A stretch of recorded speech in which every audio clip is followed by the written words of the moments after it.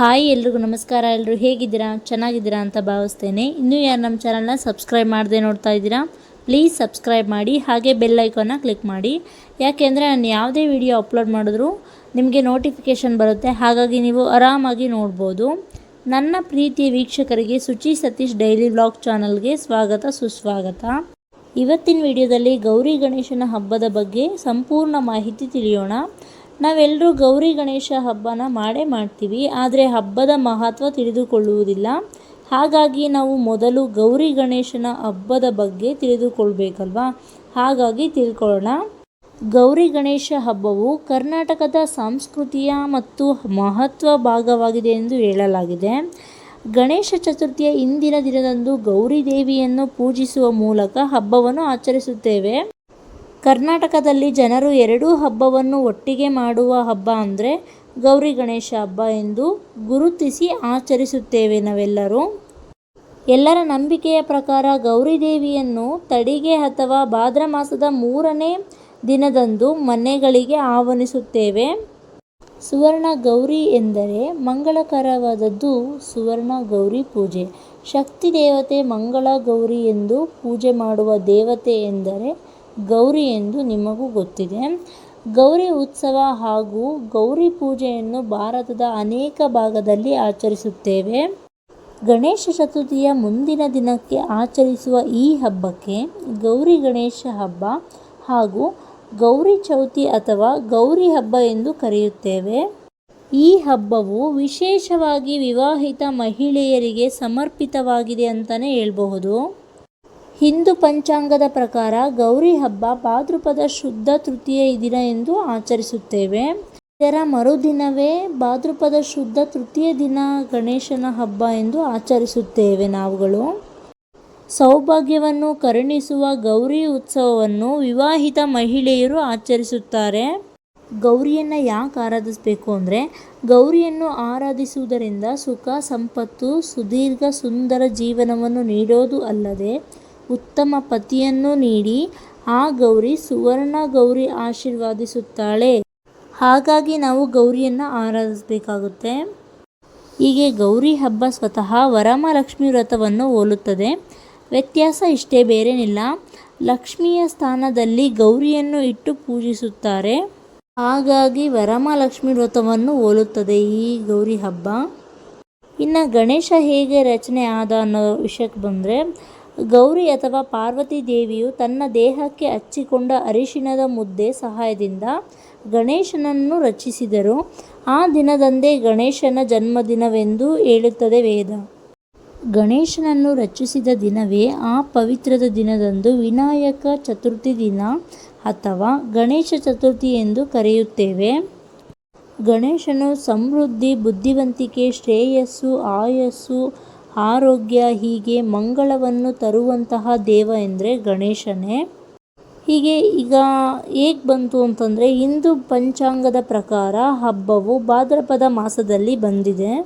ಇನ್ನು ಗಣೇಶ ಚತುರ್ಥಿ ಯಾಕೆ ಮಾಡ್ತಾರೆ ಅಂದರೆ, ಕರ್ಣಮಹಿ ಗಣೇಶನನ್ನು ಮೆಚ್ಚಿಸಲು ಗಣೇಶ ಚತುರ್ಥಿಯನ್ನು ಬಹು ಭಕ್ತಿ ಶ್ರದ್ಧೆಯಿಂದ ಆಚರಿಸುತ್ತಾರೆ. ಈ ಹಬ್ಬವನ್ನು ಮನೆತನದ ಪದ್ಧತಿ ಅನುಸಾರ 1 ದಿನ, 3 ದಿನ, 7 ದಿನ, 10 ದಿನಗಳ ಕಾಲ ಆಚರಿಸುತ್ತಾರೆ.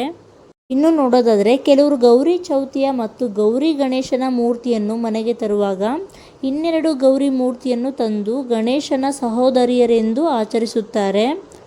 ಇನ್ನು ಗೌರಿ ಗಣೇಶನ ಹಬ್ಬದ ಮಹತ್ವ ಹಾಗೂ ದಂತಕಥೆ ಏನು ಅಂತ ಕೇಳ್ತೀರಾ? ಹೇಳ್ತೀನಿ ಬನ್ನಿ. ಈ ಹಬ್ಬವನ್ನು ಒಂದೊಂದು ಕಡೆ ಒಂದೊಂದು ಥರ ಪೂಜಿಸ್ತಾರೆ. ಪಶ್ಚಿಮ ಬಂಗಾಳದಲ್ಲಿ ಲಕ್ಷ್ಮಿ ಮತ್ತು ಸರಸ್ವತಿಯನ್ನು ಗಣೇಶನ ಸಹೋದರಿಯರೆಂದು ಪೂಜಿಸಲಾಗಿದೆ. ಇನ್ನು ಕೆಲವರು ದುರ್ಗಾದೇವಿಯ ಮಕ್ಕಳು ಎನ್ನುವವರು ಕೂಡ ಇದ್ದಾರೆ. ಇನ್ನು ಕೆಲವರು ಲಕ್ಷ್ಮಿ ಮತ್ತು ಸರಸ್ವತಿ ಗಣೇಶನ ಪತ್ನಿಯರೆಂದು ಹೇಳುವವರು, ಹಾಗೆ ವೃದ್ಧಿ ಮತ್ತು ಸಿದ್ಧಿ ಎಂದು ಕೂಡ ಹೇಳುತ್ತಾರೆ. ಇದಕ್ಕಾಗಿ ಅನೇಕ ಪುರಾಣ ಕಥೆಗಳು ತುಳುಕು ಹಾಕಿಕೊಂಡಿದೆ ಎನ್ನಲಾಗಿದೆ. ಇವುಗಳೆಲ್ಲ ಕಾರಣಗಳಿಗಾಗಿ ಗೌರಿ ಗಣೇಶ ಹಬ್ಬ ಎಂದು ಕರೆಯುವುದುಂಟು. ಪುರಾಣಗಳ ಪ್ರಕಾರ ಈ ಒಂದು ದಿನ ಶಿವನನ್ನು ನೆಲೆಯಾದ ಕೈಲಾಸದಲ್ಲಿ ಗೌರಿಯೊಂದಿಗೆ ಕಾಲ ಕಳೆಯುತ್ತಿರಲು ಆಪ್ತರು ಯಾರೂ ಇರಲಿಲ್ಲ. ಬೇಸರದಲ್ಲಿ ಕುಳಿತಿದ್ದ ಪಾರ್ವತಿ ದೇವಿ ಸ್ನಾನ ಮಾಡಲು ಬಯಸುತ್ತಾಳಂತೆ. ಮನೆಯ ಬಾಗಿಲ ಬಳಿ ಯಾರನ್ನಾದರೂ ಕೂರಿಸಬೇಕಲ್ಲವೇ, ಆದರೆ ಯಾರೂ ಇರಲಿಲ್ಲ ಎಂದು ಚಿಂತೆ ಮಾಡುತ್ತಿದ್ದಳಂತೆ. ನಂತರ ತನ್ನ ದೇಹಕ್ಕೆ ಅಂಟಿಕೊಂಡಿರುವಂಥ ಕೆಸರಿನಿಂದ ಒಂದು ಮೂರ್ತಿಯನ್ನು ಮಾಡಿ ಆ ಮೂರ್ತಿಗೆ ಜೀವ ತುಂಬಿದಳಂತೆ. ಆ ಮೂರ್ತಿಯು ಆಕೆಗೆ ಬಹಳ ಇಷ್ಟವಾಯಿತು. ನಂತರ ಪ್ರೀತಿಯಿಂದ ಗಣೇಶ ಅಂತ ಹೆಸರು ಇಟ್ಟಳು ಎಂದು ಹೇಳಲಾಗಿದೆ. ಪಾರ್ವತಿಯು ಆನಂತರ ಪರಿಸ್ಥಿತಿಯನ್ನು ತನ್ನ ಗಣೇಶನಿಗೆ ವಿವರಿಸಿ, ಈಗ ನಾನು ಸ್ನಾನಕ್ಕೆ ಹೋಗುತ್ತೇನೆ, ಯಾರು ಬಂದರೂ ಒಳಗಡೆ ಬಿಡಬೇಡ ಎಂದು ಆಜ್ಞೆ ಮಾಡಿದಳು. ಸಮ್ಮತಿ ಸೂಚಿಸಿದ ಗಣೇಶ ಕಾವಲು ಕಾಯುತ್ತಾ ಬಾಗಿಲ ಬಳಿ ನಿಂತನು. ಸ್ವಲ್ಪ ಸಮಯದ ನಂತರ ಆಗಮಿಸಿದ ಶಿವನು ಒಳಗೆ ಹೋಗಲು ಪ್ರಯತ್ನಿಸಿದನು.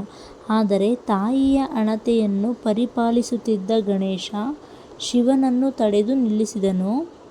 ಶಿವನು ಪಾರ್ವತಿಯ ಪತಿದೇವರು ಎನ್ನುವ ವಿಚಾರ ಗಣೇಶನಿಗೆ ಗೊತ್ತಿರಲಿಲ್ಲ. ಪಾರ್ವತಿ ದೇವಿ ಸೃಷ್ಟಿಸಿದ ಮಗ ಎಂದು ಶಿವನಿಗೂ ಗೊತ್ತಿರಲಿಲ್ಲ, ಹಾಗೆ ತಿಳಿದಿರಲಿಲ್ಲ. ಹಾಗಾಗಿ ಇಬ್ಬರಲ್ಲೂ ವಾದ ವಿವಾದಗಳು ನಡೆದವು.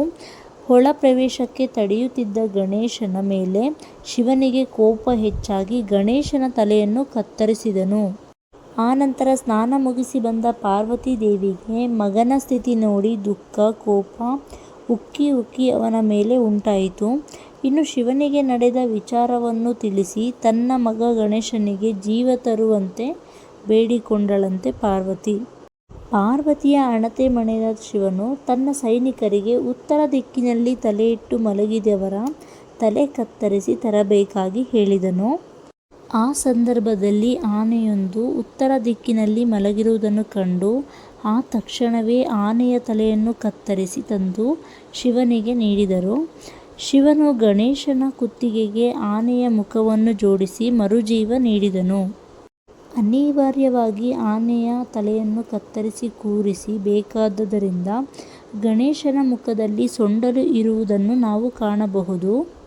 ಹಾಗಾಗಿ ಗಣೇಶನ ಮುಖ ಆನೆಯ ಸೊಂಡಿಲ ರೀತಿ ಇದೆ ಅಂತ ಹೇಳಲಾಗಿದೆ.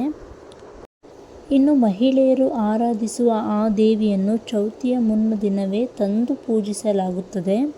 ಈ ವಿಗ್ರಹಕ್ಕೆ ಅರಿಶಿಣದಿಂದ, ಹೂಗಳಿಂದ ಮತ್ತು ಹಣ್ಣುಗಳನ್ನು, ಫಲವನ್ನು, ಮಂತ್ರಾಕ್ಷತೆಗಳಿಂದ ಪೂಜಿಸಲಾಗುತ್ತದೆ.